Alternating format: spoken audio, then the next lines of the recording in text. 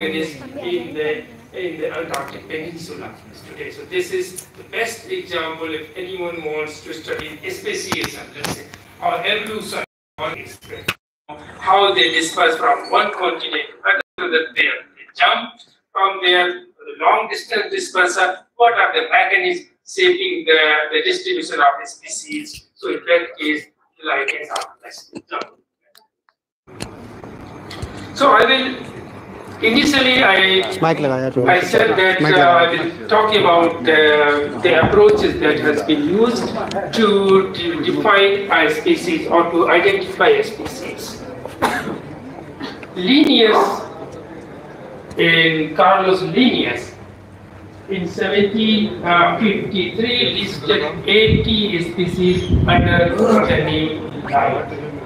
He was the first person to describe 80 species of lichens, and he put the name of the genus lichen. Let's say lichen pilatus, lichen saxatilis. These all are under the name lichen, 80 species in 1753. And what the features, what the characters he used to describe the species was the morphological feature. Since then, morphological feature has been widely used to describe lichen species. If you look there, till 1980, the morphological features has been widely used to define lichen species. What are the morphological features? We see like taxonomic features for identifying lichens. I'll put some examples like asexual propagules. On the upper surface of the lichens, you could get, these are the vegetative propagules. They can disperse by wings or by birds and can go to the new habitats, and they have the ability to form the entire thallus. Then we have the dispersal of the lichen species by sexual reproduction. Sexual reproduction, they form cup-cytic structure I put or called apothecia. I'm talking about the ascomycota, so that they are escomata are there, and in this escomycota or in the apothecia you will find ascospores. Ascospores are the vector for the dispersal of the lichens from one place to another place. When they flow by wind, they arrive to new habitats, they need to find a compatible algae or cyanodia to form a lichen. So these are the features, morphological features that has been used since tradition to describe a species or to distinguish a species in lichens. Next, please. And now I will come to the chemistry. Since from 1980 till 2000, we call the chemical era, that I could say, has been used. In case of lichens, there are two kinds of the chemical races, we could say. One is found on the upper surface of the thallus, that we say that this is chemistry. I put some example, let's say atranolene arsenic acid, or the cortical chemistry, evernic acid, acetic acid, etc., or the medullary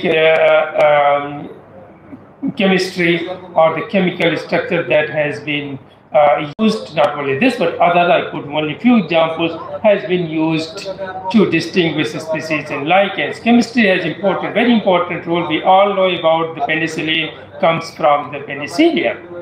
So this is in the same way in the lichens we can find these chemistry produced by the fungi. In the same way we found in the penicillium or trichoderma or the other fungal group that they produce. They have the tremendous pharmacological properties that is being frequently explored for the neurodegenerative diseases, for treating the cancer, that has been frequently used.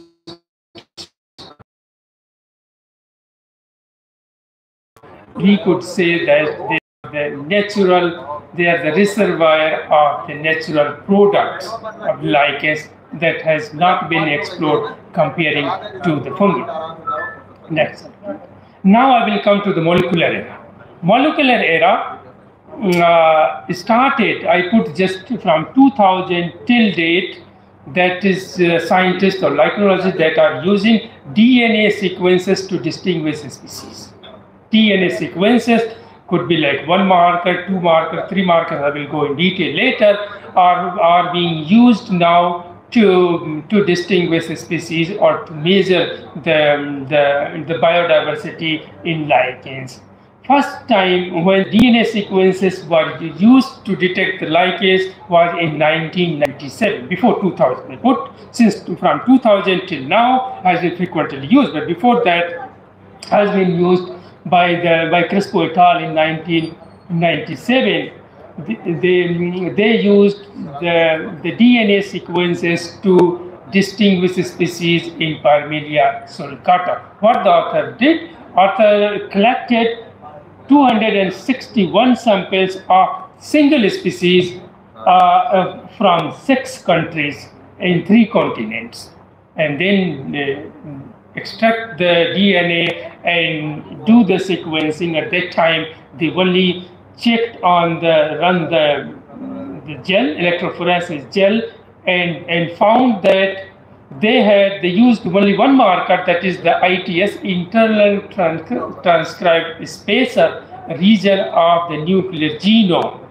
They used this, and they found there was a difference in the base pair. Usually the ITS has around more or less 500 base pair, but they found that some had 800 base pair, some had 600 base pair. So this was the difference that they found in the 261 samples. There are 2 groups. One had 600 base pair, another had 800 base pair, and later the 800 base pairs was due to presence of one we call intron.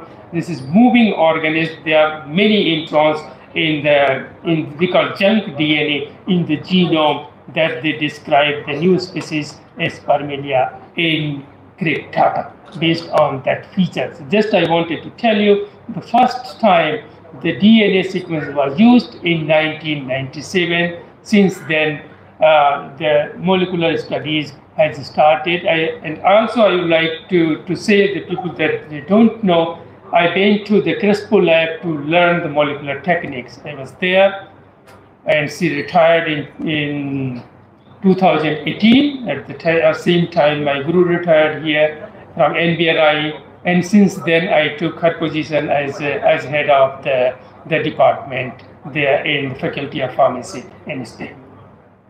Next time. So I ask a question: why an integrative approach is needed to measure lichen biodiversity? This is the question that I would like to answer today. Because in case of lichens, they present very few morphological features. There are very few morphological features, and most of the features are highly plastic. Highly plastic means we can find these features in the populations. You could find a lot of variations of these morphological features.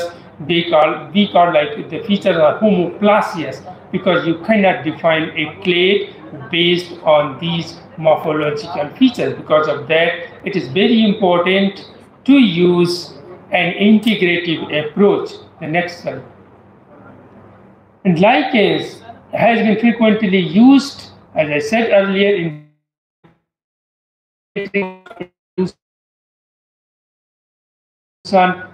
we need to know what are the species that we are using to monitor the air pollution. Because of that, it is also important to correctly identify a species with the integrative approach. Next, please. Lichens, not only Bareilly, but other groups of the lichens are also, they show high pharmacological potentials. I put few examples here: antimicrobial, antioxidant, cytotoxic, anti-inflammatory, analgesic, enzymatic, inhibitory action, etc. A lot of biological activities, the lichen, so especially the lichen, the secondary metabolites that are present in the lichen, they show all these pharmacological properties, and we need to know what is the species that we are talking about. if we found, let's say, if we found a cure of a disease, we need to correctly know what is the species we are dealing with. We want to give to industry to commercialize, so they should know what is the species, what is an species we are talking about in lichen. The next, please. And also another thing is there in the lichens, the cryptic species is very common. What is the cryptic species? Cryptic species are the group of populations that are morphologically similar but genetically different, called cryptic species, are found not only in lichens, they are found in fungi, they are found in animals also, they have found, and especially in the zooplankton, they found many cryptic species. So these are the couple of reasons we really need to know what is a species. For that, an integrative approach is important to know or to measure the biodiversity. What is the integrative approach? Starting with the molecular DNA sequence, morphological feature, chemical features, and ecological features, and then geographical feature. Together, all the features together, we call an integrative approach to define a species, whether it could be lichen, fungi, plants, animal, etc. These are the integrative approach that we need to define or to distinguish or to measure the biodiversity in not only lichens but in other organisms. Next slide, please. I will quickly go through a couple of examples that just I want to show why I'm telling about integrative approach is needed to define species in lichens. This is the outline. I will show a few examples of vegetative propagules, that are widespread species, few with the vegetative propagules and decidia, also widespread, few with the sexual reproduction, and finally come to the concluding remark. Next, please. I will give an example of Parmelia sulcata that I talked earlier. Parmelia sulcata is a species described first by Taylor in 1836.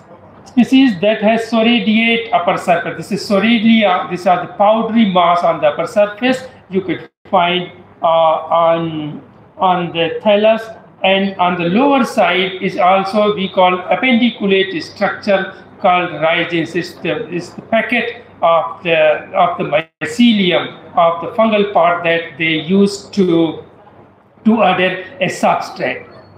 And these rhizines are different kinds in the lichens, especially the branching pattern. There's only simple rhizines, or they have perpendicular, one simple and then like perpendicular branching like a tree, where the main branch and then perpendicular branches, and then this dichotomously branched. Also, there are different branching patterns that has been used to define a species in lichens. So this, in case of particular Parmelia sulcata, soradiate upper surface and squarose rhizines, that has been used to define this species apart from the upper surface. And so the distribution, this is the cosmopolitan species found everywhere except Australia and Antarctica. Next, please.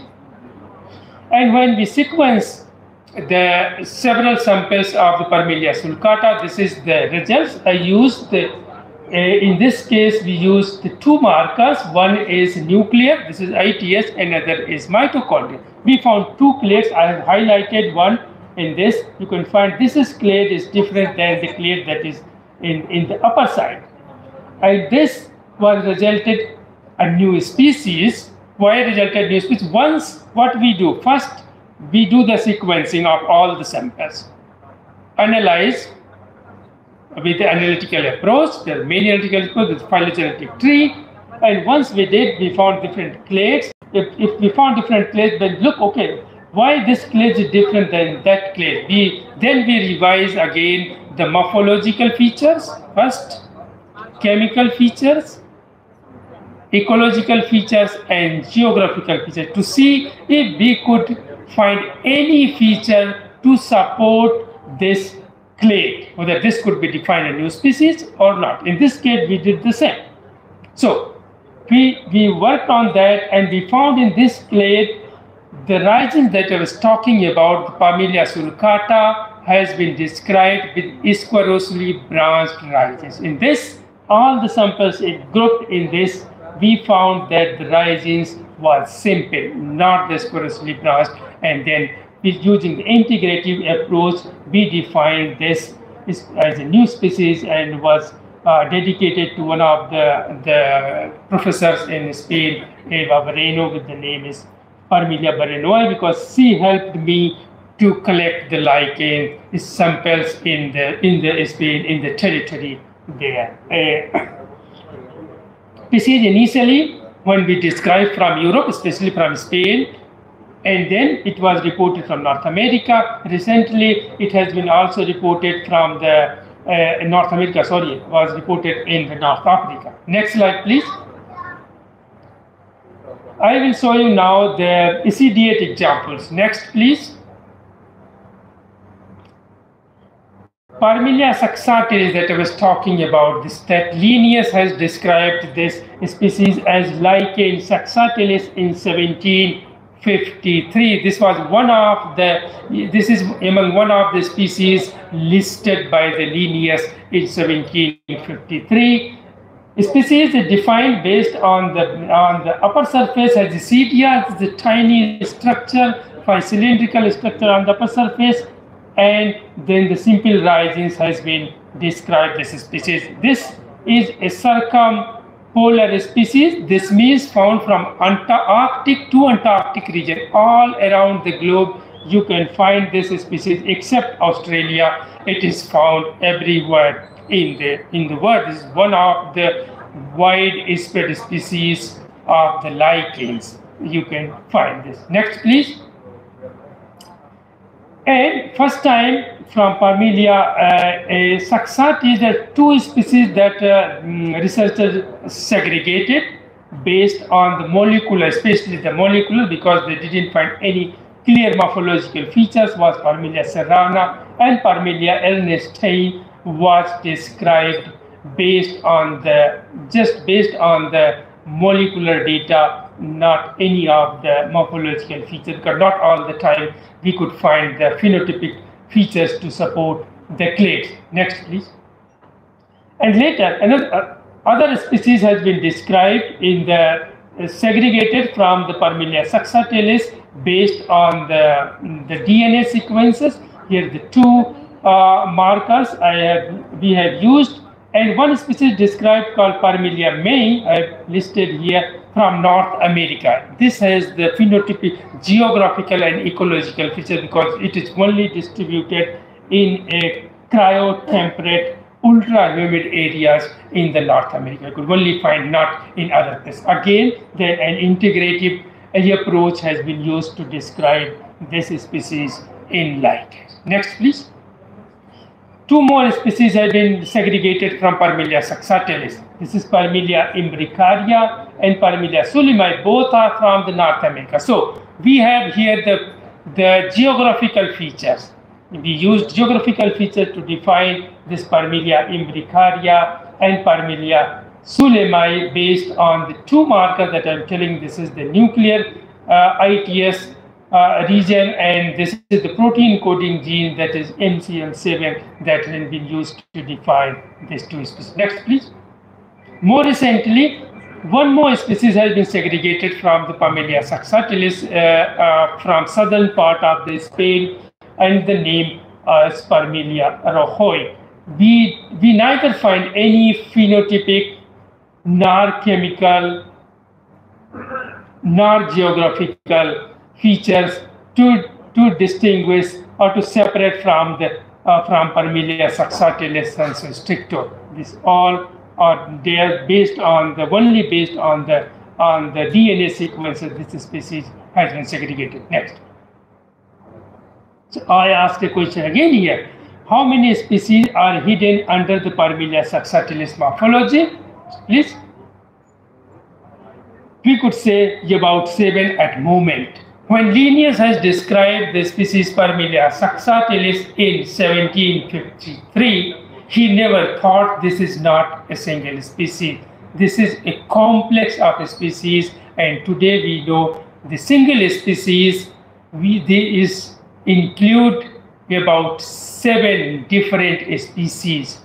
Without using integrative taxonomy or integrative approach, it would not be possible to correctly measure the biodiversity in this group of the lichen that I'm talking about. It is impossible. Because of that, it is very important to use integrative taxonomy in the case of where the morphological features are very less, very scarce, or they are highly plastic. Next slide, please. So here in this group, this is the not only the one region has been used. More recently, whole genome has been used to define the species. Here we used about more than 5,000 markers to distinguish a species. I give an example of this Parmelina tiliacea. Of this Parmelina tiliacea, 5,000 markers, entire genome has been used to differentiate a species, and the 2 species has been described is Parmelina clandestina and Parmelina mediterranea, especially in the Mediterranean region, that has been described based on the entire genomic diversity. I'm talking about that we use the entire genomic diversity and was described the 2 species. Next, please. I will quickly go through the sexually cosmopolitan species. Next, please. Here, this is the species that reproduce this Parmelina corsina, reproduced by ascospores. You could see that I put the distribution. It has distinct distribution. Some populations are distributed in North America, some are Europe and North Africa, and some are in Australia. What happened when we put the sequence all the samples and put in a phylogenetic tree? Next, please.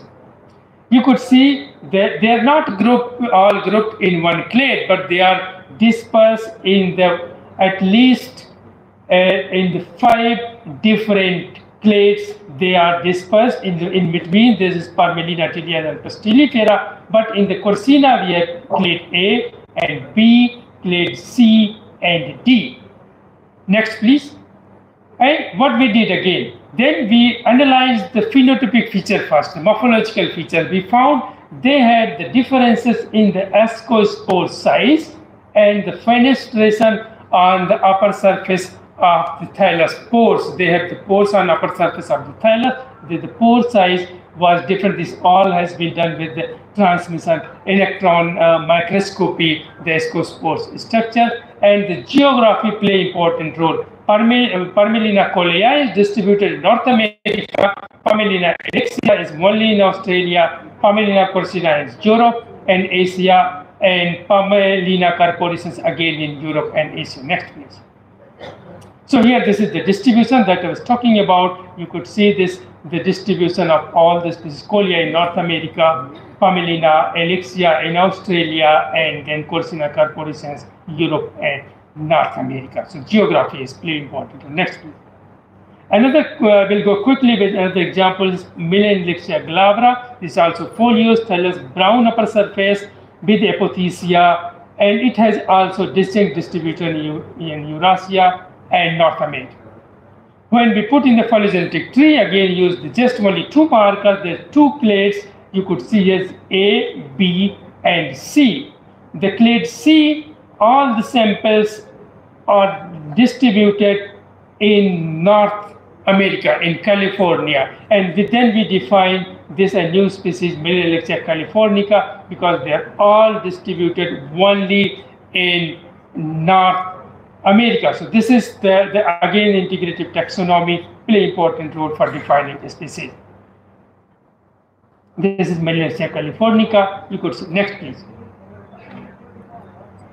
And just I could compare. If you look at here morphologically, they looks practically no difference. I would say if we look in the microscope, we will be unable to differentiate the population of from both regions. But when we put in there are differences in the DNA sequence, difference in the genetic diversity, and also differences in the geography, ascospore size, and the hairs that they have hairs on the upper surface. All these differences support the distinguishing or separation of Melanelixia californica. Next, please.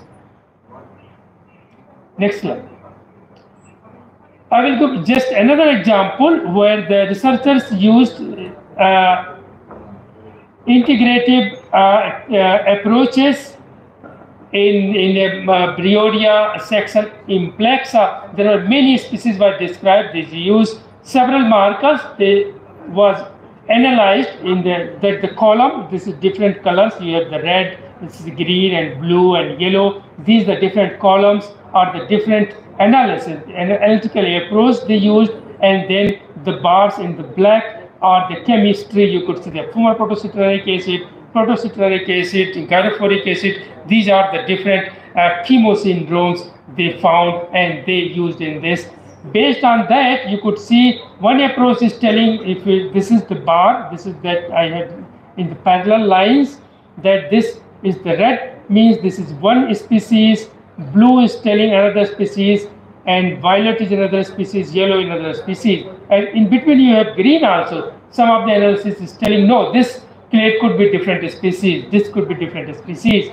And later when we used all the integrative taxonomy approach, we defined that in this group, in Brioria and Plexa, there are 1, 2, 3, and just 4 species that has been resolved based on the integrative taxonomy. Now it comes to the concluding remarks. Next, please. The appearance of cryptic species is a common phenomenon in macrolichens, as you have seen in all the presentations. High number of over 150 cryptic species have been detected in macrolichen family, only one family in Bareilly, and for the Bareilly has more than 3,000 species, and we have sequenced just 20% of the total diversity of the family and describe over 150 species. Let's imagine when we sequence all the 3,000 species, how many species could be described in the Bareilly. Sexually and asexually reproducing cosmopolitan species may include several cryptic lineages. Lichen species, especially sexual, have more restricted distribution than previously assumed. Let's put example of Bareilly porcina. Earlier was supposed to be distributed in Europe, Australia, North America. Now they have more restricted distribution. New cryptic lineages were found in each and every macrolichen species that have been studied in population. So if we try to study all the species, I am sure we will find several cryptic species, and the integrative taxonomy is necessary for a species circumscription in lichens and fungi both. And the DNA sequence, apart from the integrative taxonomy, methodology is also very important. How we are analyzing the data. Once we have the DNA sequence, what are the approaches we need to use for that? To my experience, DNA sequence data should be analyzed both in the phylogenetic and the coalescent-based framework to know how many species or to measure the lichen biodiversity accurately. Next, please. And now I will end with this acknowledgement. Without the funding, it will be impossible that I'm talking all the works. Sequencing the genome costs a lot of money, and where we get the money from the funding agency that offers the project that we go for theirs. In case of this, the Ministry of Science and Education in Spain, my university is the Complutense University of Madrid, European Union. All these are the funding agency that support our research group named Systemol that I'm currently heading the groups. And thanks a lot for listening. I'm now ready for the question.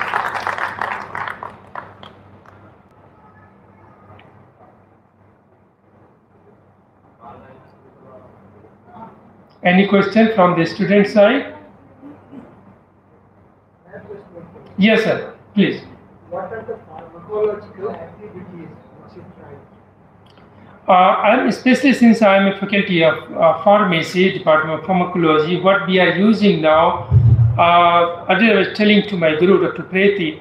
So we have a new compound now. It's called fumer protocitrullic acid.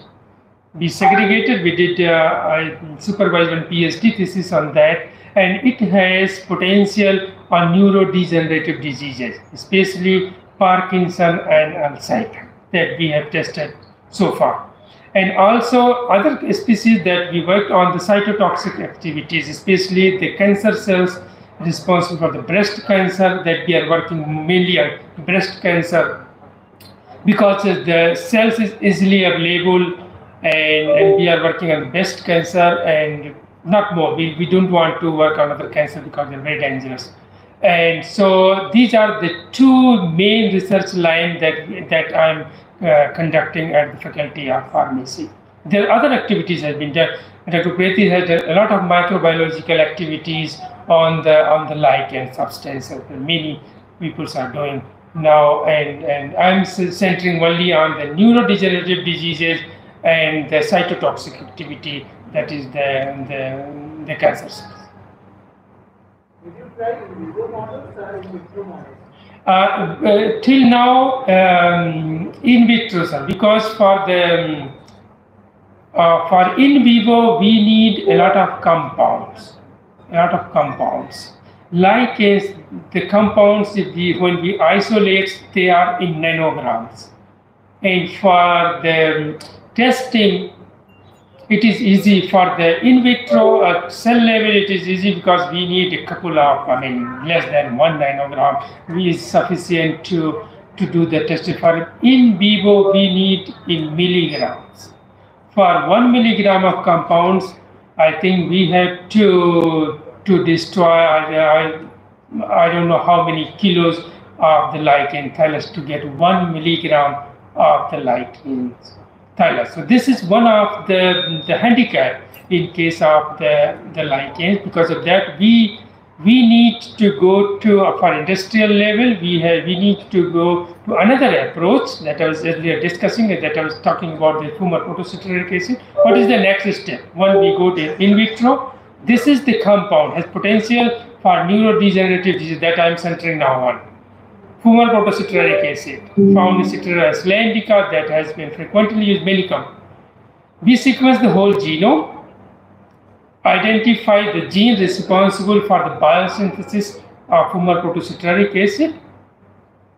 We culture now the isolated the fungi from the fungal part, from the lichen, because they grow together. It is not easy. In case of lichen, it is not easy to culture the fungi because of a lot of the environmental fungi they starts growing on, and bacteria, not really easy.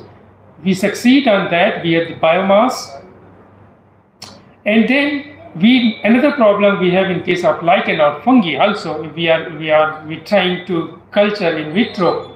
They don't produce the same compound they produce in nature, because I said earlier, lichen is a multi-assemblage of organisms. It has bacteria, it has algae, it has other fungi. They all play a role in the secondary metabolite production.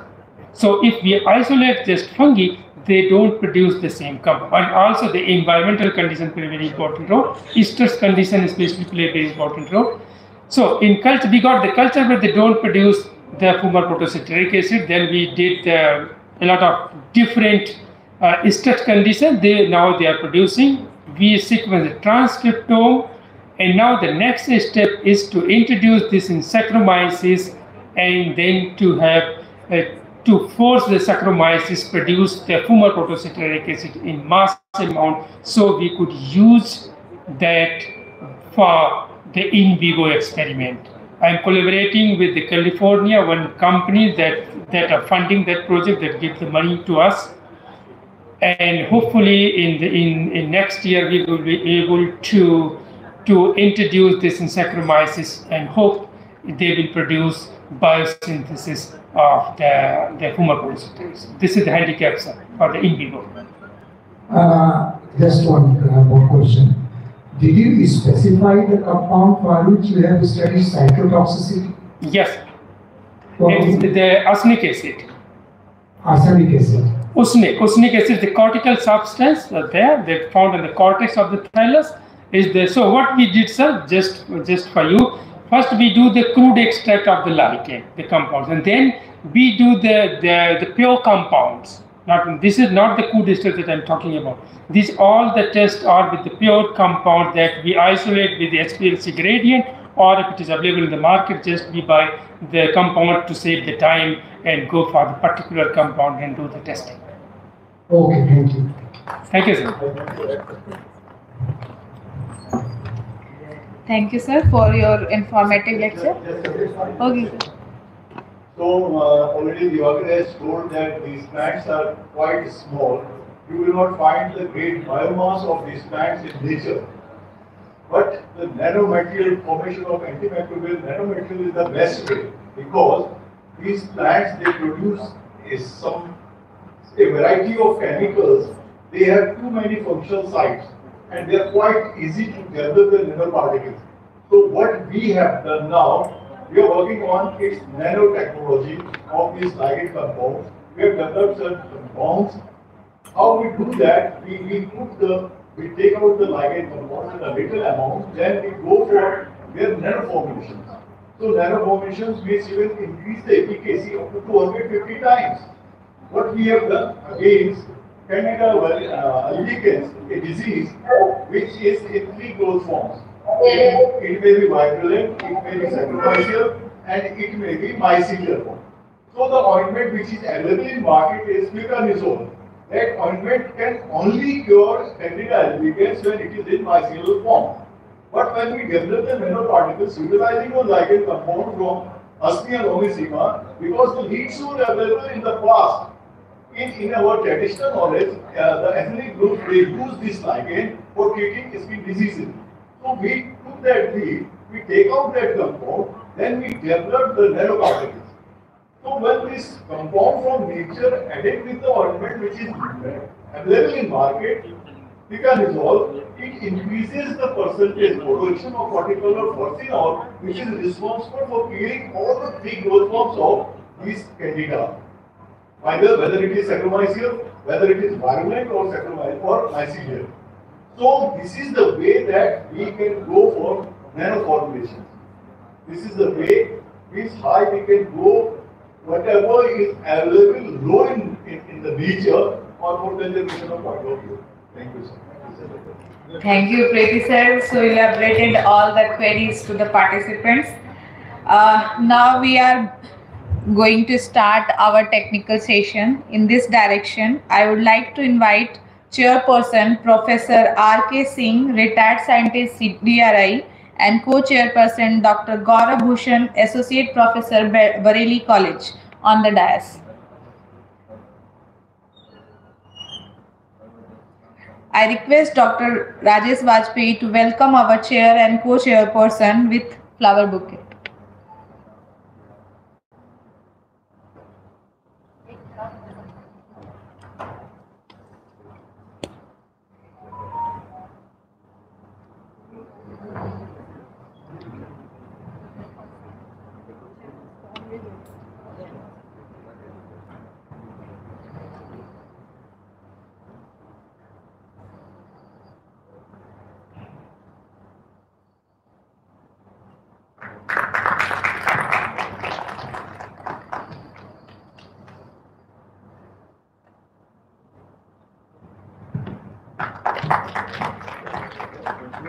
Now I am calling our first invited lecture by Dr. A.P. Dwivedi, Principal Scientist, ICAR-Indian Sugarcane Research Institute, Lucknow.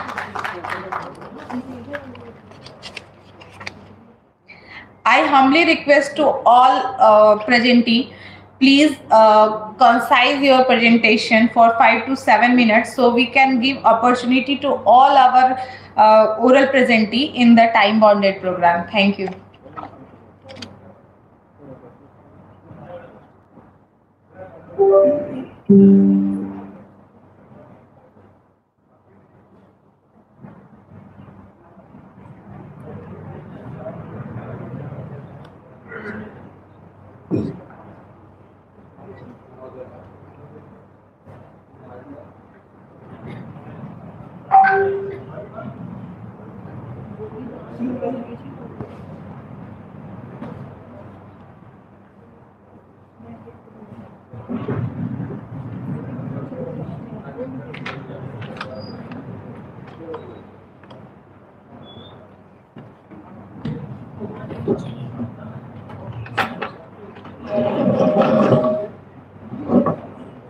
I welcome you all to this technical session.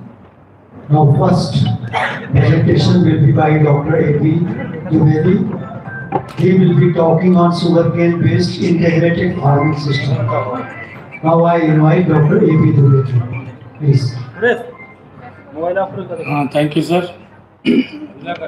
Respected chair, co-chair, respected professors, scientists, and dear colleagues.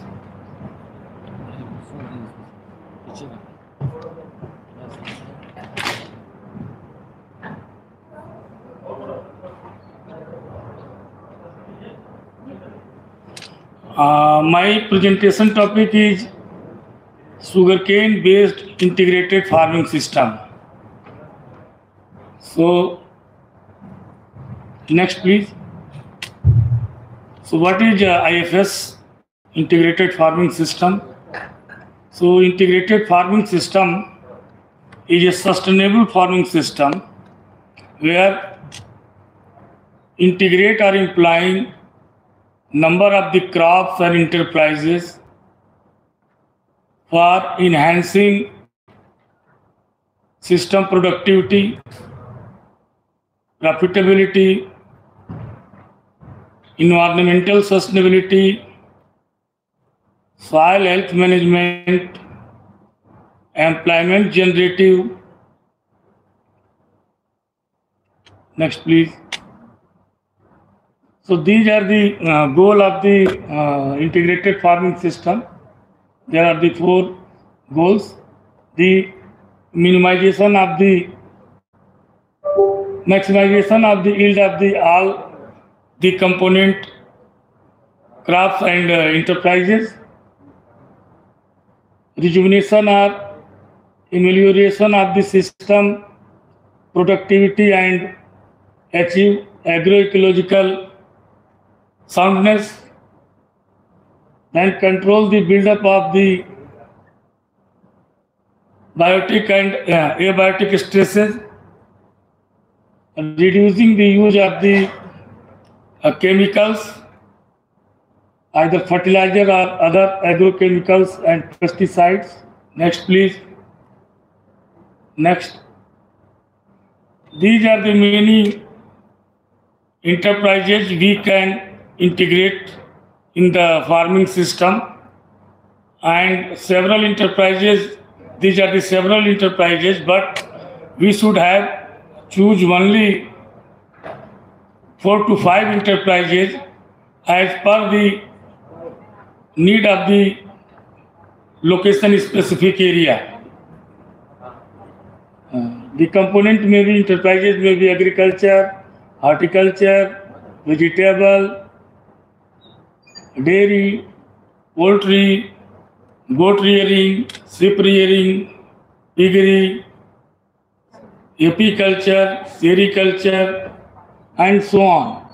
Next please. So what about the dairy farming? Before starting the IFS with the component of the dairy rearing livestock, we should have the knowledge about general idea or knowledge about the management practices of the livestock, such as the for cow rearing, the first of all you should select the cow, the breeds, cow breeds, housing, what are the area which will be required for one animal in case of cow, in case of buffalo, what about the ration, what about the concentrate ration, like that. Next. In the similar way, the buffalo. Next. Next, in the goat rearing, in the sheep rearing. Next. Next, please.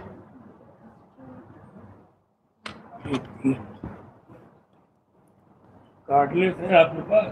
Cardless है?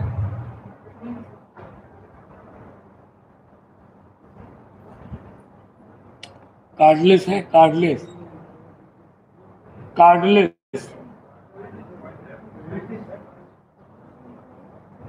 अच्छा, आवाज आ रही है, मुझे दिख नहीं रहा वहाँ। ऐसे खड़े हो जाइए। स्लाइड दिख नहीं रहा, चश्मा में लाया नहीं, सॉरी मुझे दिख नहीं रहा। Like the piggery, these are the breeds, the feeding management, the housing practices. Next, please. These are the poultry. You can establish poultry as a private farming, or as a layer farming, or as a backyard poultry farming. In backyard poultry farming, we should have the indigenous breeds, improved breeds. The Kali and other agriculture universities, ICR, developed many breeds of the backyard poultry, indigenous poultry like Kadaknath, Banraja, Sonali, then Nirbhik, Asin, like that. So many breeds have been developed by the ICR Institute. One ICR Institute established for this specific purpose, Central Avian Research Institute, Bareilly, in the campus of IBRI, Indian Veterinary Research Institute. Okay, so many birds breeds have been developed there, and the management practices also established there. So we can take according to the need. Next, like a duck rearing, if you will be take 1 hectare area for the integrated farming system, scientifically it's standardized that 20 meter into 22 meter area with a depth of 2.5 meter to 4.5 meter for rearing 3 Indian carp, roe, cutler, 9 for the 2 point. Include अभी तो start किया. Okay. So a duck rearing. Okay. So for the pond aeration, greater aeration of the pond, the khaki camper duck have been developed by the ICR Institute. We can rear there. We can earn the profitability and improve the fish productivity through greater aeration in the pond. Next, please. इतना short नहीं हो पाएगा sir, please 5 minutes. I want to 5 minutes. Okay. Now agriculture. 8 to 10 boxes you can place on the point of the your pond, and you can harvest 4 to 5 kg of the honey every year. Okay. It will be an additional profit for one enterprise. Then next, then fisheries, then Bohum Katla, silver carp, common carp, and grass carp. 6 fish breeds are there. You can rear. Next, please. Then sericulture, you know, mulberry silk and tussar silk. You can also take as enterprises. Next, mushroom cultivation. It is also a profitable enterprise. I am talking here a number of enterprises, but in any integrated farming system, we can choose only 4 to 5 enterprises, not more than this. Next, okay, agroforestry system. There are so many systems, multi-tier agroforestry system is there. Next, please. Next. Sir, time is over. Next, please. Next, 1 minute, sir. We have conducted here research trial for 5 years on the same manner, and we have tested. What about the result? Next, please. These are the results. FS1 farming system 1 is sugarcane alone, 2 is sugarcane plus vegetable, 3 is sugarcane plus vegetable plus horticulture, 4 is all components, fishery, poultry, vegetable, horticulture. So, system number 4 is most profitable in terms of the net income, VC ratio, additional income, in terms of the system productivity, in terms of the system production efficiency. Next, in terms of the marginal return, in terms of the relative economic efficiency, in terms of the economic efficiency rupees per day. Next. These are the intercropping. We are going the number of the crops in between the 2 rows of the sugarcane, and we have found, we have tested the sugarcane plus mustard, garlic, onion, carrot, meat, so many crops, and we have got maximum profitability and productivity under sugarcane plus onion, followed by sugarcane plus garlic. Next.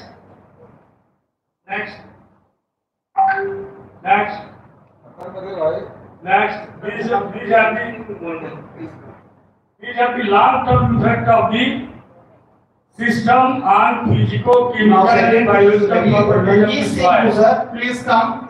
This is last one. Like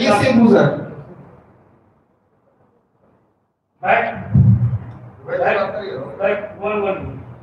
The chemical properties of the soil: pH, EC, organic carbon, nitrogen, phosphorus, potash. And the long term, you can say here 2023 and 2019. The pH is reduced, EC reduced, organic carbon increased, available nitrogen, phosphorus increased. Then microbial population. Next, please. Next one, last one. Okay. And microbial population is also increased. Okay, thank you very much. You have already taken more than 10 minutes. While time allotted is 5 minutes plus 2 minutes for discussion. Okay. Now there is no time left for discussion. Any question? Next is by Ranjit Singh Gujjar, and now I invite him for presentation. And I request you to please stick to the time. Yes, sir, definitely. Thank you, sir, for inviting me, and respected chair and all the members available here. My topic is to simplify the procedure of CRISPR-Cas based genome editing in sugarcane. So, next slide, please. Every step will revolve around this slide of my presentation. So this is basic step of CRISPR-Cas based technology of genome editing that we do nowadays. In sugarcane especially, we call it that it is somewhat tougher than other crops because it is polyploid crop. So in sugarcane especially, if we want to target one gene, we have to search multiple copies of that gene because of polyploidy nature. One gene has multiple copies, multiple homologs, so we have to target with single guide RNA. That's why we call it difficult. So just I am telling you steps that may simplify the procedure of editing in sugarcane. Just 2 things that we need for genome editing is guide RNA and Cas nucleases. Am I audible? Yes. So for guide RNA is basically okay. Initially, I would like to tell the house and chair that what we did earlier was point mutation or spontaneous mutation. This is CRISPR-Cas based technology is also a type of mutation. Just we have to target. We know the target, which gene we are targeting. So mutation is specific to target. That target is decided by guide RNA that we send inside the genome, and along with that guide RNA, there is a part you can see here that is CRISPR RNA. So that tracer RNA will get attached with Cas endonuclease, and the Cas endonuclease will have 2 nucleases that will cut the gene at a specific target location. Next slide, please. Okay, in Government of India, we have SDN1 and these are three types of mutations, targeted mutations that we can try in our research. So, Government of India has allowed only SDN1 and 2 type of mutations to be adopted in our crops. So, we will always talk of SDN1 and 2 because foreign gene insertion is not there in these SDN mutations. Next slide. These are the steps that are involved. First, we will have to select the gene.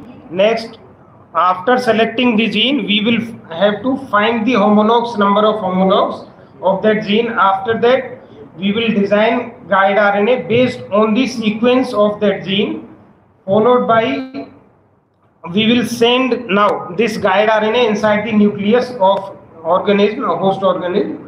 And after this guide RNA through vectors, different. There are two types of vectors. Next slide, please.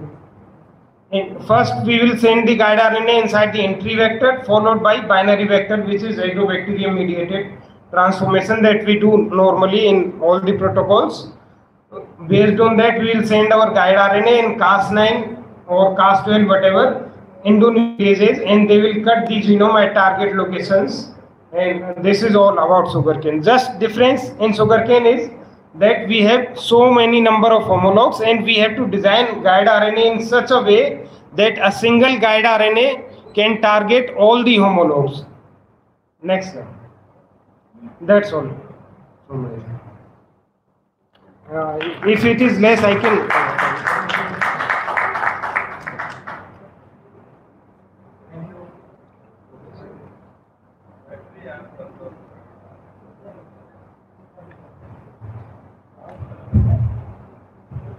Thank you. It's a nice presentation. Now it is open for discussion. 2 minutes. Yes. If any step or whatever about, because I have done training also in geometry, so if there is any question, I would be happy to answer.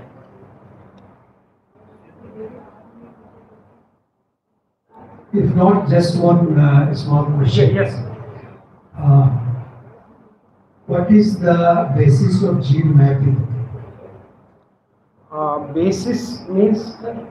Basis means you have tried to make the better in CRISPR. Okay, sir. So what was the basis for gene mapping? For identifying the target gene. Yeah. Yes. Actually, to identify in CRISPR-Cas technology, to identify the target gene, we have to first search its protein and first search those locus on the protein which are responsible for, which are the active sites of that protein. Further, based on those active sites, we will decide the which portion of that gene, whether exon 1 or 2, if that gene is having 3 exons, that we will decide which exon is responsible for that active sites of protein, and we will target that portion of exon which is synthesizing those active site amino acids proteins. Specific to that only we will design our guide RNA. So did you find the active site on the yes, exon, of the exon? Oh, actually, yes sir, yes sir. Actually, every gene has some protein. So first we will go to that protein, the 3D structure of protein or normal structure, and we will search for the active sites on that structure, and we will then search on the back side that which part of DNA is coding those active sites. And based on that part, we will decide our guide RNA sequence. We will have to cut that site specifically. Okay, thank you. Thank you. Next is by Dr. Dr. Sayanti Guha Majumdar. I invite her to present, please.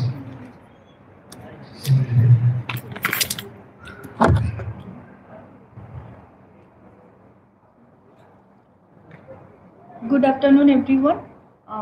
Respected chairperson and co-chairperson.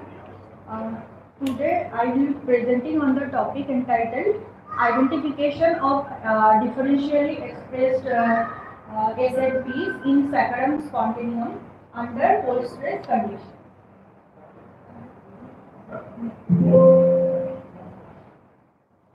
Cold stress is a major environmental constraint that hampers the growth and development and productivity of sugarcane, and its wild relatives. Extremely low temperature particularly affects the winter sprouting capability of sugarcane by damaging the buds and inhibiting their activation, which ultimately will reduce cane yield. The Saccharum spontaneum is a wild ancestor of the sugarcane, which exhibits a natural tolerance to the cold stress. Making it a valuable genetic resource for stress resistance in sugarcane breeding. Single nucleotide polymorphisms represent the most abundant form of genetic variations and can influence gene expression, protein function, and regulatory processes under stress conditions. So, the studying of differentially expressed SNPs under cold stress helps in identifying the genetic variations linked to cold tolerance mechanism, pinpointing the candidate genes responsible for stress signaling and regulation and metabolic adaptation, and providing molecular markers for marker-assisted selection and enabling functional validation of stress-responsive genes for crop improvement. So for this purpose, the data has been collected from public domain, which is NCBI SRA database, where the RNA sequencing data is available for Saccharum spontaneum, and 6 datasets are available there. One is control dataset, and then the whole stress samples at multiple time points were available, like 3, 6, 12, 24 and 48 hours post-treatment. And these data sets are then analyzed. The first step of this analysis was the quality control and trimming, which has been done using a Trimomatic and the first QC tool to remove the low quality reads and also the adapter sequences. Then the reads are high quality reads are aligned using high-set tool based on the R570 molecular sugarcane reference tool. इसमें 6 लोग 5 थे तो मानती हम लोग की कैसे देते हैं मैंने उसमें जैसे जनरल डिस्कशन से की डाल के गई भाई वो तो मेरा हमारे The next step is variant calling, where the aligned reads featured in RAM file format that is used to generate the VCF file, that is variant calling format. By using the free base tool, where the base quality is greater than 20 to 20, mapping quality is greater than 30, and the read depth is greater than 10 has been remained for the for filtering high quality SNPs. Next.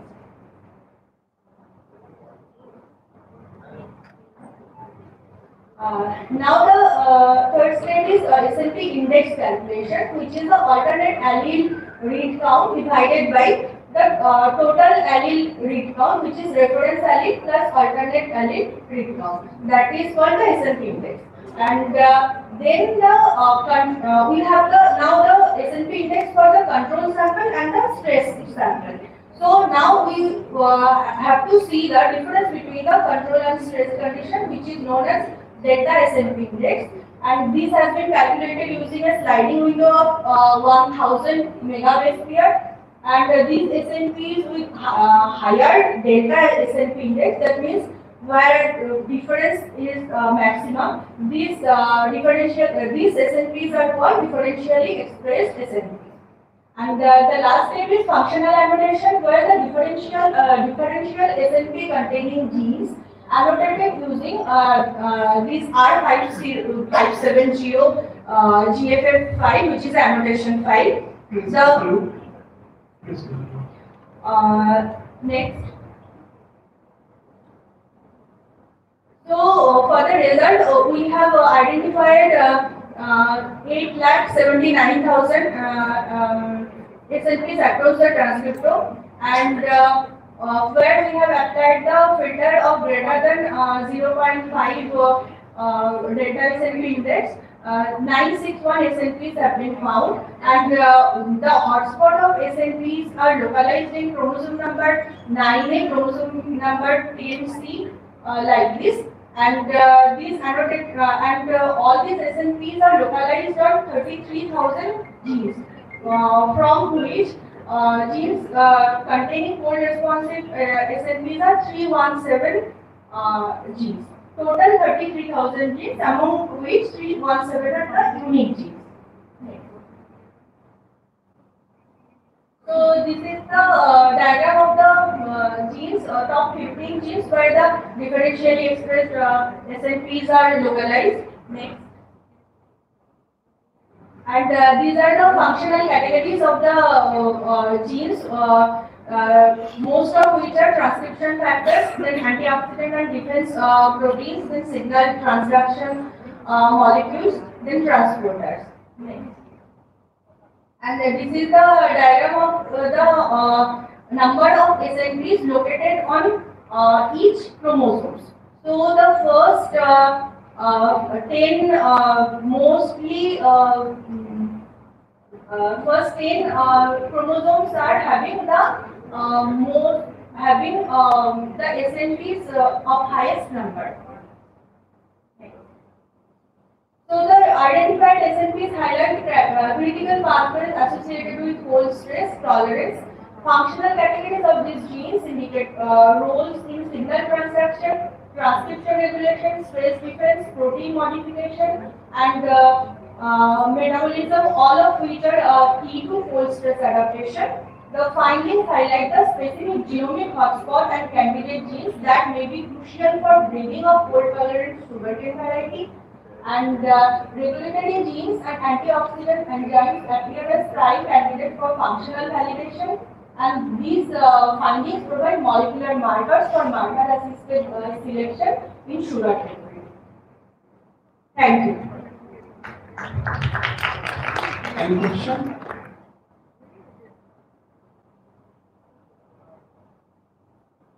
No more question? Marker assisted selection. This will be useful for marker assisted selection. And what are those markers? Sir, the SNPs are considered as markers for this purpose. So the mostly which are those are the differentially expressed SNPs. So that can be the genes containing that differentially expressed SNPs. So did you specify the markers? Sir, this is totally an in silico work. Molecular validation was not being done. So after that, we can pinpoint the particular marker which we can target. When in silico data will be available, only then it can be correlated with markers. Yes, this is the in silico work. I have identified like 317 genes. But 317 is a huge number, so we have to further pinpoint by You have not presented your genes based in silico markers. You have not specified in your presentation. Sir, it was in the bar diagram. The bar diagram. Yes, sir. Okay, The top 15 genes. Okay, thank you. Thank you. Next is Rajiv Kumar. I invite you for presentation. Rajiv Kumar.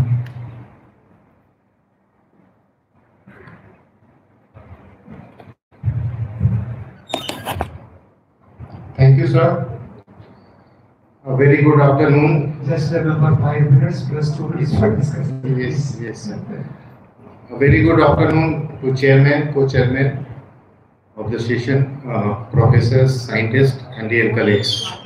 I'm here to present oral presentation on silicon-mediated physiobiochemical and molecular changes improved drought tolerance in sugarcane. Next. So basically, the rationale behind this work is taken is prevailing drought stress in sugarcane under the frequent climate change, frequent cycle of climate change scenario. So this climate change leads to the lags in production and productivity due to the lagging or hindrance in physiological efficiency of the crop. Next. So in the present scenario of climate change, plants are exposed to adverse environmental conditions, and drought has become a major abiotic factor that can damage the growth and developments. And for any crop, water is essentially required during the vegetative growth to harness the maximum yield, and drought events in this stage can significantly affect the productivity of the crop. So similarly, in case of sugarcane, water requirement varies depends on its developmental stage. So in case of sugarcane, tillering phase is more water demanding stage, followed by culm development, and it is lesser required at maturity stage. The primary focus of our current agricultural packages and practice to augment the crop production by minimizing these unpredictable occurrence of environmental stresses and the associated losses in crop yields. Next. And by taking all these into consideration, so we are focused is the silicon. As we know, it is the most abundant mineral substrate after oxygen, and it has substantial utilization potential in crop plants. And water deficit associated damage in crop plants are strategically reduced through silicon application. So during the environmental stress, application of SI can play an important role in providing the strength to complete the crop growth cycle and maintain the comparable yield. So deposition of SI can help to minimize the water loss by regulating the transpiration pool and maintaining the cell's water content, relative water content. In this way, SI accelerates the osmoregulatory responses by improving the proline content as well, which in turn regulates the root hydraulic conductivity of the plants. In addition to this, influence of SI can be also visualized on enzymatic and non-enzymatic antioxidant defense mechanism that can impart tolerance to plant against drought. So by minimizing this oxidative stress created by the drought stress. So in this way, silicon can protect and enhance the contents of photosynthetic pigments and maintain the photochemical efficiency of the plants. Next. So with this background, we have this objective to assess the influence of silicon in imparting tolerance against drought stress in sugarcane. Next. So for this, we followed this method. First, we raise the settling in plastic tray using single bud seeds, and before nursery preparation, seeds were dipped overnight in water and treated with Bareilly. 40 days after sprouting, we transferred these settling into the pots, and thinning was performed 60 days after planting based on the appropriate growth and development of the crop. 3 plants were selected and maintained just a minute separately.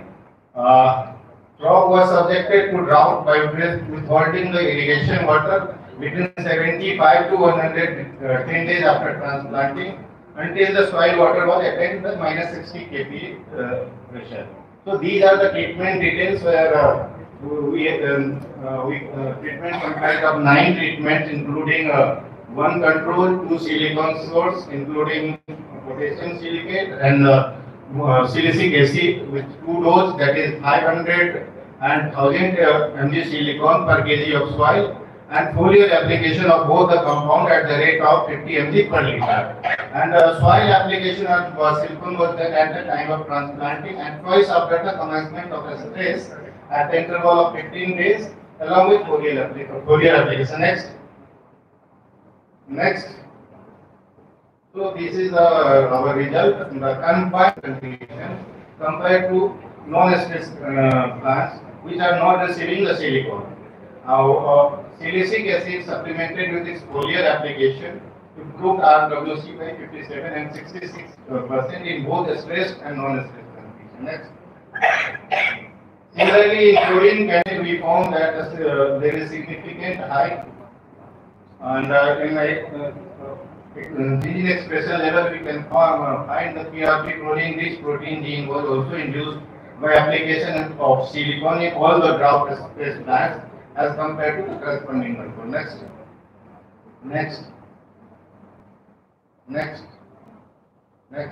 Come to the conclusion. So this is this conclusion. Effect of drought stress on sugarcane plants. We found that water status of the plants get deprived. That means availability of the water get reduced. Photosynthetic pigments such as chlorophyll A, B, and total chlorophyll and carotenoids get reduced. Photosynthetic potential get also reduced. While oxidative stress induced by the drought enhances the superoxide radical, hydrogen peroxide, and expression of stress indicator genes in our study, proline-rich protein or SOD expression was increased in space. But cumulative effect of silicon and stress is visualized through improved water status, that is through relative water content and proline content, and enhanced chlorophyll and carotenoids contents, augmented lead gas exchange attributes like photosynthetic potential, transpiration rate, and enhanced antioxidant enzyme activity and upregulation of proline-rich protein gene and SOD genes. Thank you. Any question? No more question? Thank you, Rajiv Kumar. I invite Dr. Chandra Gupta. Please present.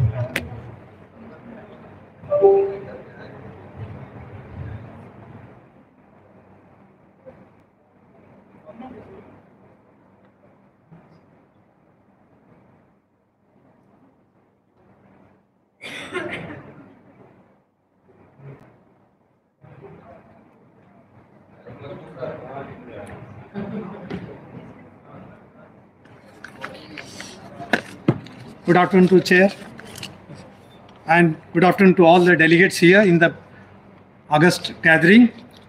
Today's my topic was response of graded level of NPK fertilizers on crop growth and yield of sugarcane. Actually, sugarcane is a long duration. One of the most important industrial crop in India, occupying around 5 million hectare area in the countries. Sugarcane is a long duration crop, nutrient exhaustive crop that depletes substantial amount of soil nutrients, often exceeding standard fertilizer recommendation what we are giving. So in Uttar Pradesh, the recommended dose generally we give 150, 60 kg NPK, and contrast the nutrient removal is around 205 kg of nitrogen, 55 kg phosphorus, 280 kg potash, and 30 kg sulfur per hectare. So there is actually a gap between the mismatch between the applied and removal of NPK fertilizers, causing nutrient imbalance. So my here topic was to how we can improve with a balanced fertilization and to how we can get the better response and their use in balanced form. Next. So this I'll just highlight about the state consumption of sugar cane for fertilizer. In UP, the red color you can see UP how much tons we are 167,000 tons of nitrogen and 50,000 tons of P and around 7.5 tons of 1,000 tons of K we actually consume in sugarcane. All over India scenario you can see. Next. Removal part you can just see in India this much nutrients are being removed for 1,000 tons around in UP red color 221.7 thousand tons, 56.4 thousand tons and 298.5 thousand tons of K. Next. So gap between the removal and replacement leads to nutrient mining factor, productivity decline, depletion in the soil organic matters, deterioration in physical property of soil, low microbial activity, poor fertility and productivity of soil, loss to the farmers, indiscriminate and unbalanced use of plant nutrients, low nutrient use efficiency, and like that it creates, and there will be a poor quality agro inputs also, that also creates a problem. Next. So with this an objective we took to assess the one CropTech 9-24-24, a complex fertilizer which was comparison with the conventional fertilizer for optimizing nutrient supply to evaluate its efficacy in improving the growth and yield of sugarcane under graded levels of NPK. This experiment was conducted in this institute and Karika block, and with a variety of COLK 11203 and early variety in next. This was the technical program. We had taken 12 treatments with randomized block designs, and here what we are seeing that standard farmers practice generally, it was taken average of 15 farmers from different locations of UP, and it was average.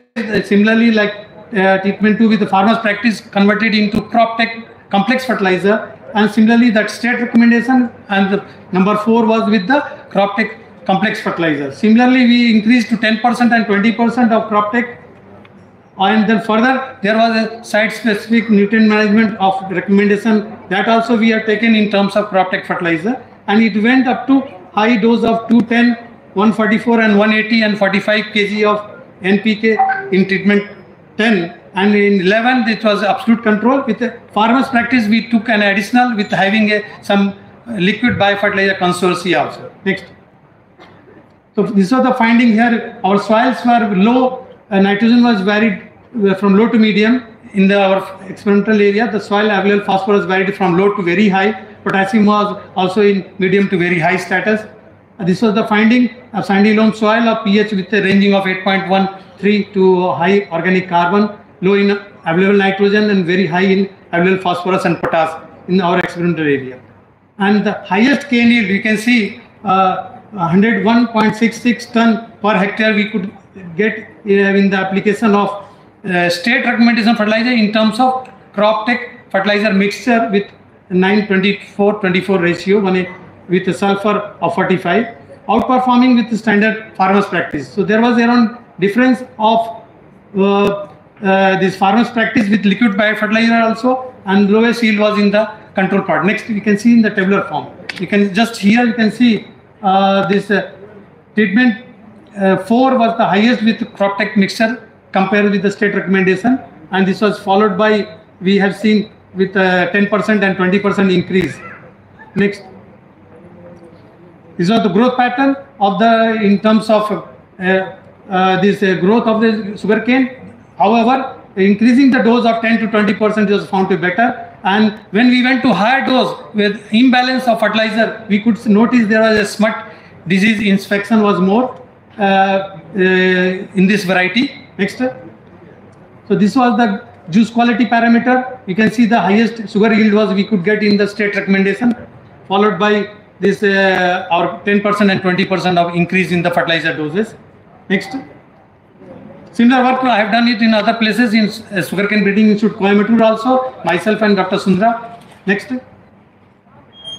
This was the finding there. We can see with increasing the doses, we can, with biofertilizer and FIM, first figure is in nitrogen levels. So we can see the growth difference. We are reducing 50%. Next. Next. Next. So the results highlights that under graded levels of NPK fertilizer with complex fertilizer mixture, this optimizes the sugarcane growth, yield, nutrient retention and profitability while maintaining crop health. It also minimizes the environmental impacts. So we should go with balanced fertilization. Thank you. Any question? Thanks for nice presentation. Thank you, sir. एक सूचना है कि लोगों ने posters लगाए हुए हैं, students ने पोस्टर्स लगाए हुए हैं, आप लोग अपने अपने पोस्टर्स के पास चले जाएं, अपने अपने पोस्टर्स के पास रहिए।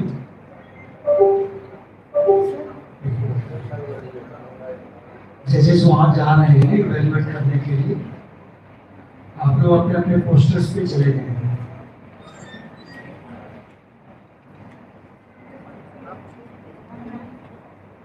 Dr. Samir Chandra, Department of Botany, IIM University. Doctor Sameer Chandra ji है, doctor Rajesh Kumar Gangwar, department of botany, Bareilly college Bareilly, doctor Anand Gupta,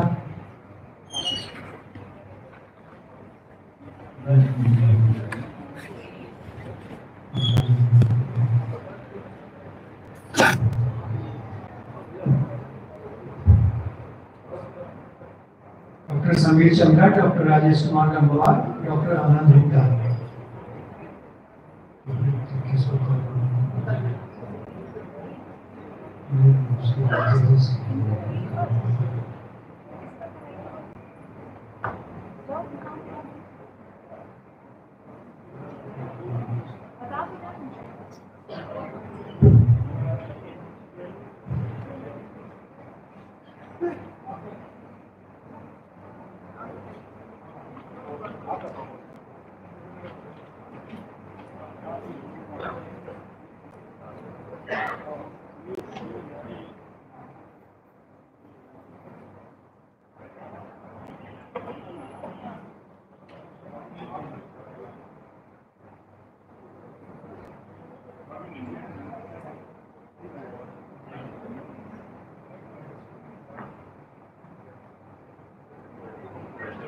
Presentation is by Vigyan Tiwari.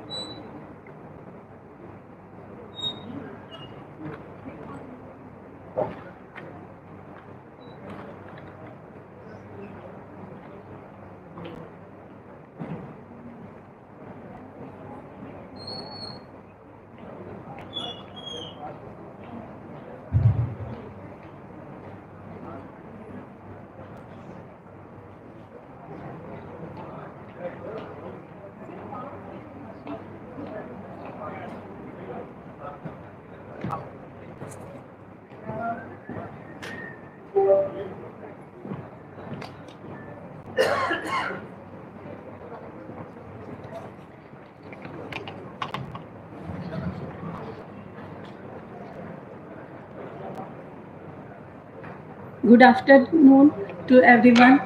Myself Vigyan Tiwari. Today I am going to present my presentation on the topic nutritional enhancement and sensory evaluation of value-added jaggery incorporated with moringa leaf powder.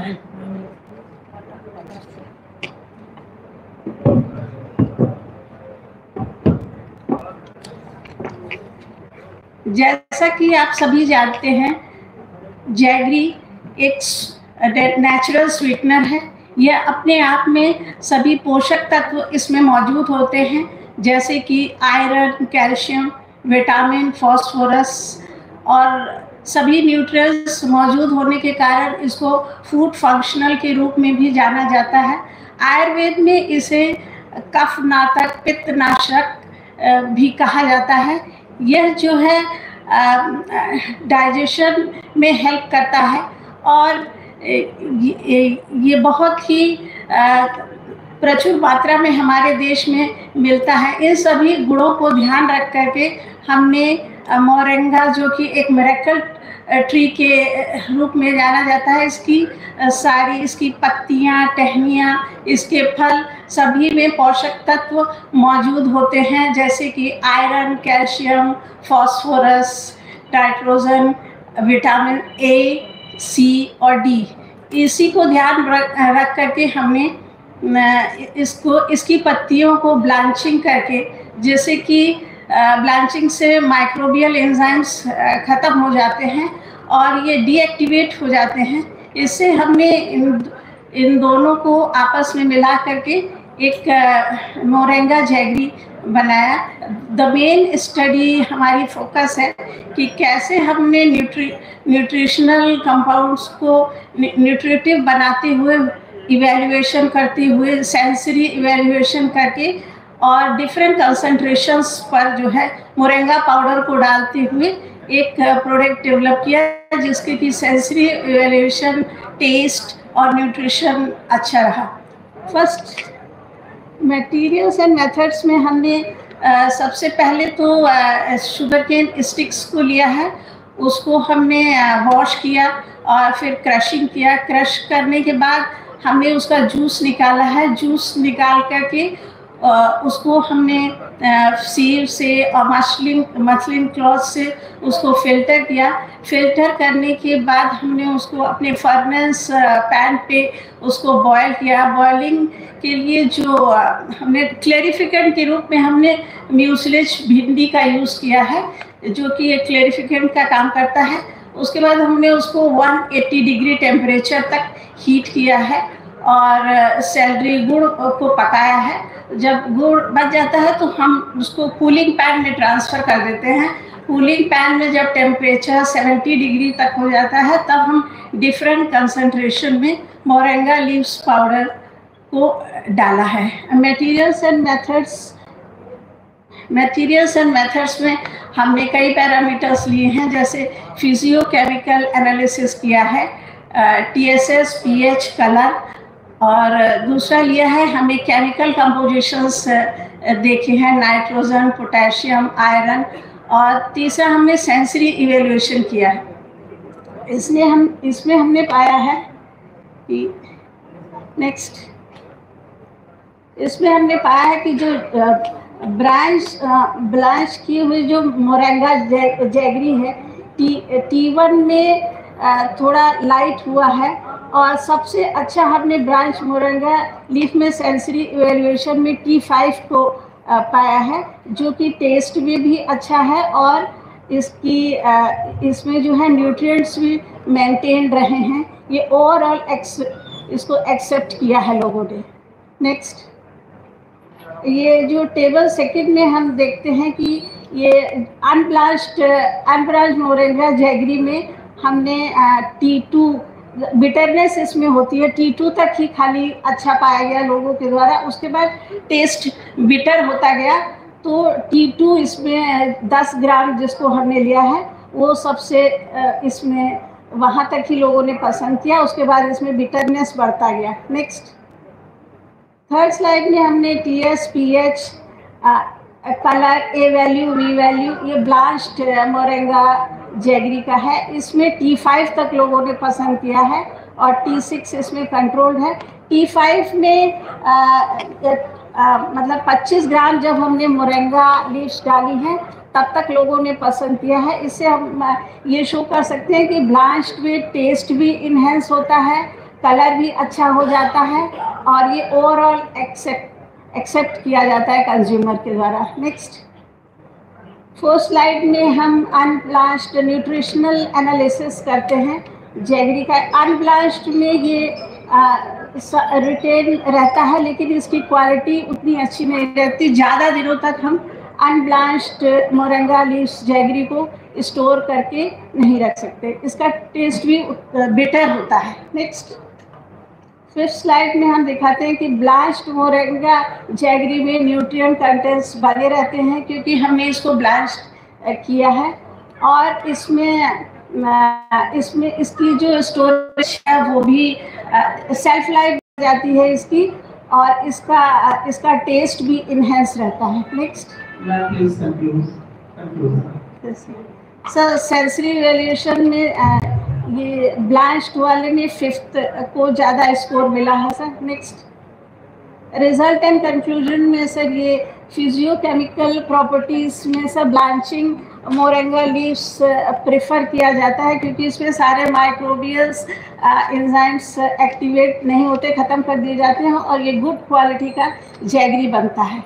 Sir blanched moringa jaggery में total soluble solids higher की तरफ जाते हैं और इनका जो pH और colour ये लोअर की तरफ जाता है। नेक्स्ट,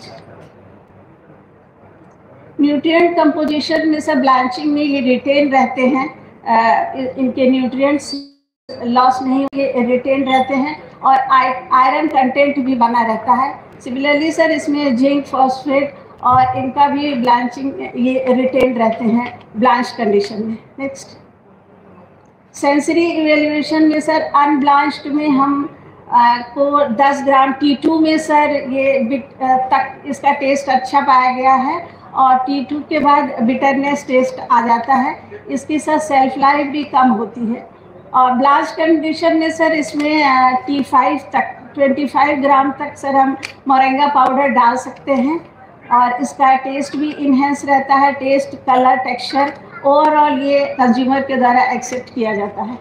नेक्स्ट, डिस्कशन में सर हम यही फाइंडिंग है कि blast moringa leaves powder bitterness को ख़त्म करता है और ये इन्हेंस क्वालिटी को इन्हेंस करता है जैगरी की, और ये न्यूट्रिशनल क्वालिटी इसकी बनी रहती है सर। ये रिच रहता है न्यूट्रिएंट से और इसका टेस्ट, कलर सब इन्हेंस होता है।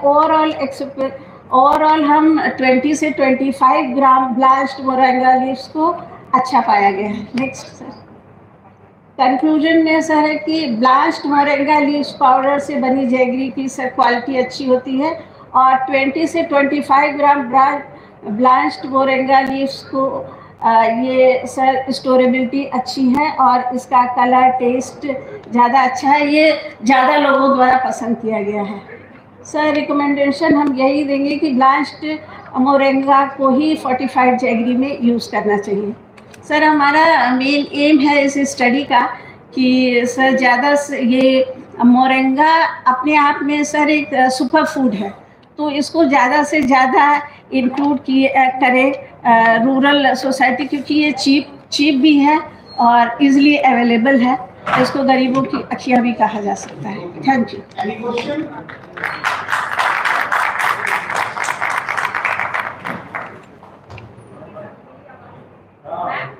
मोरिंगा पाउडर को ऑलरेडी वो बेनिफिशियल होता है, उसको तो नॉर्मली भी हम सन ड्राई करके यूज कर सकते हैं। सर उसमें आपको माइक्रोबियल एक्टिविटीज़ मिलेंगी सर। अगर हम सन ड्राई करेंगे तो माइक्रोबियल एक्टिविटीज़ रह जाती हैं, ब्लांचिंग से वो माइक्रोबियल एक्टिविटीज़ डिस्ट्रॉय हो जाती हैं। जो आप एक्सपेरिमेंट कर रहे हो उसमें क्या केवल बिटरनेस को दूर करने के लिए कर रहे हैं?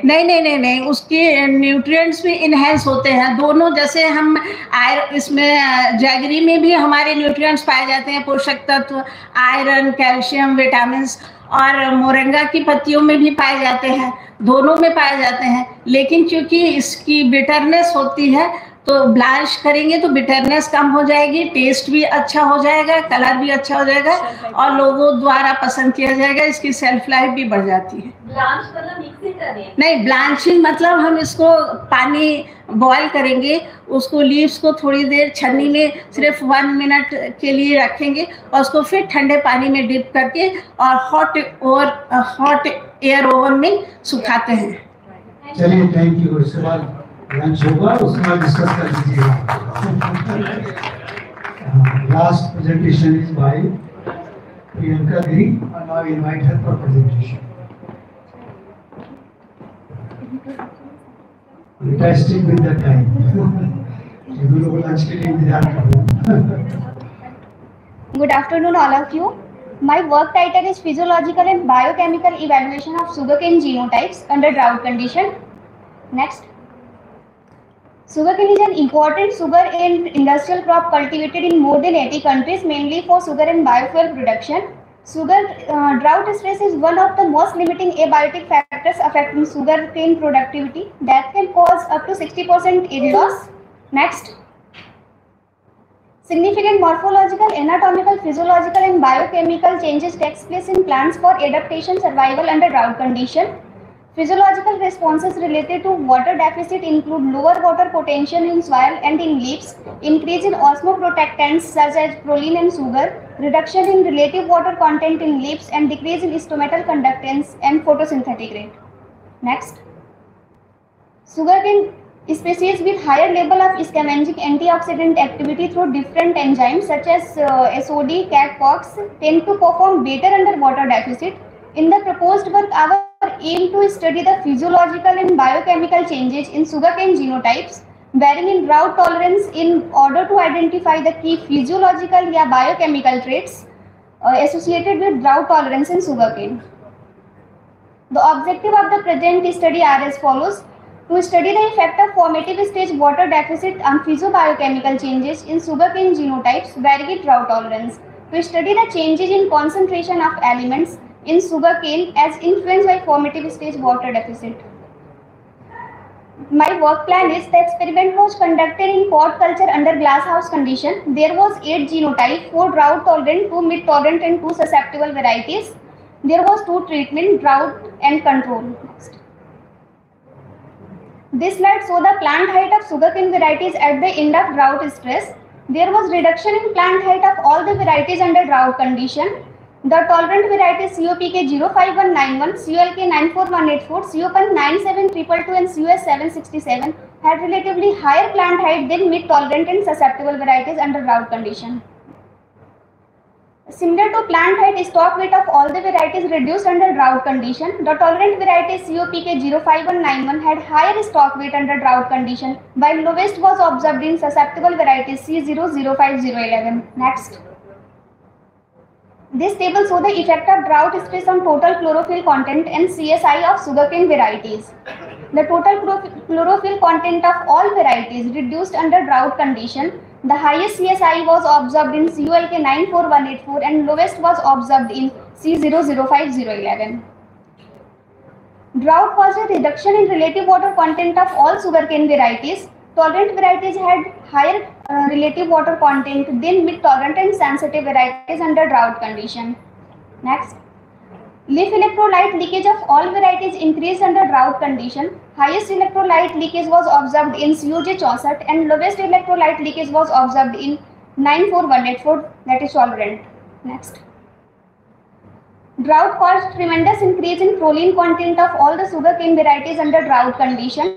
Tolerant varieties had higher increase in proline content than mid-tolerant and sensitive ones. Drought caused a reduction in photosynthetic rate of all varieties under drought condition. Tolerant varieties COPK 05191, COLK 94184 and COPN 97222 maintained higher photosynthetic rate than mid-tolerant and susceptible varieties under drought condition. There was decline in stomatal conductance under drought stress in all the varieties. Highest stomatal conductance was observed in COPK 05191 and lowest stomatal conductance was observed in COJ64. Catalase activity of all the varieties increased under drought condition. Tolerant varieties show relatively higher increase in catalase activity. Similar to catalase activity, peroxidase activity also increased under drought condition, and tolerant varieties had higher peroxidase activity than sensitive varieties. There was reduction in leaf nitrogen content of all the varieties under drought condition. The leaf nitrogen content in control plant ranged between 1.9 to 2.21% and under drought condition ranged between 1.57 to 1.85%. The leaf phosphorus content of all the varieties decreased under drought condition. The leaf phosphorus content under control plant ranged between 0.19 to 0.22% and under drought condition ranged between 0.14 to 0.19%. Similar to phosphorus, leaf potassium content of all the varieties decreased under drought condition. Conclusion just badi hai sir. Okay, next. Brix and sucrose of all varieties under drought condition as compared to control. Next. The finding of the present study suggests that high CSI, high relative water content, low leaf electrolyte leakage, high proline content, maintenance of higher antioxidant enzyme activity, and high leaf tissue potassium concentration can be important drought tolerant traits in sugarcane. It's our findings. Thank you. Now 2 minutes time for questions or discussion. If not, thank you, Priyanka. So, what have your hands? So, in this technical session, here were 7 presentations, and as far as we understand, they were nice and excellent, and they give excellent presentations. Thank you all. We want to thank you to our chairpersons.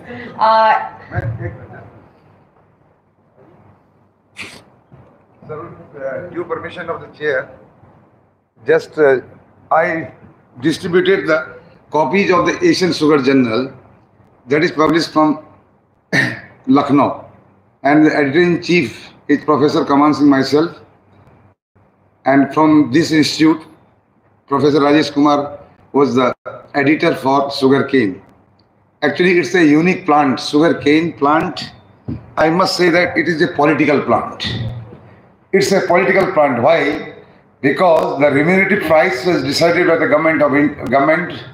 state governments, and you are well aware that Mr. Ajit Singh pulled down the Mulayam Singh Yadav government on the price of this plant. That's why, is it really a political plant or is it scapegoated? Just you take 2 minutes. Okay, sir. Why I am saying is that not even a single part of this plant, every part of this plant is used for the human being, for the benefit of the human being. In spite of that, it is scapegoated. Not only sugarcane plant, but the product formed from it, that is the sweet product, that is sucrose, that is sugar, it is also scapegoated by the politician. And the quality of sugar is estimated on the basis of its absorbance value, employing spectrophotometer reading at absorbance reading at 420 nanometer, and color is estimated in terms of ICAR unit, for which I have been associate referee of the subject S3. Earlier it was known as S7, color, turbidity and reflectance measurement.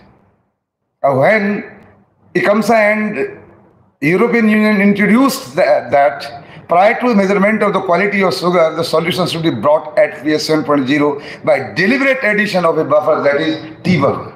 It was discarded by us, and they introduced again another buffer, MOS buffer.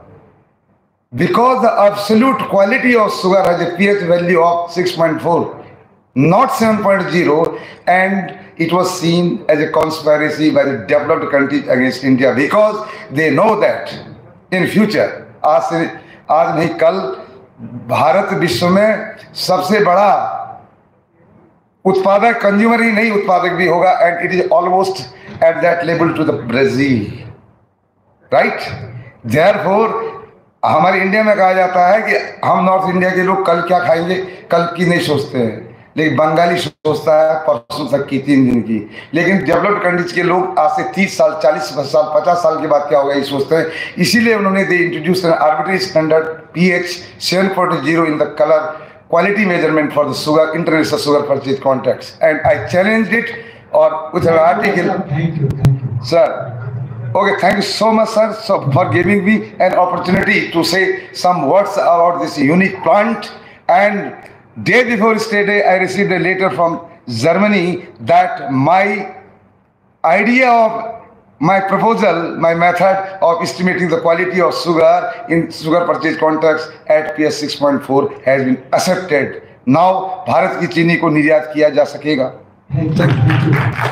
Thank you and congratulations for your achievements. मैं आप सभी को lunch पे अब invite करती हूँ, but lunch पे जाने से पहले ओरल प्रेजेंटिंग से अपील करूँगी कि वो अपना प्रेजेंटेशन यहाँ पे लोड करा लें। Thank you. और चेयरपर्सन को मैं धन्यवाद करती हूँ उनके पेशेंस के लिए, इतनी मेहनत के लिए। So all are invited to the lunch. Thank you so much.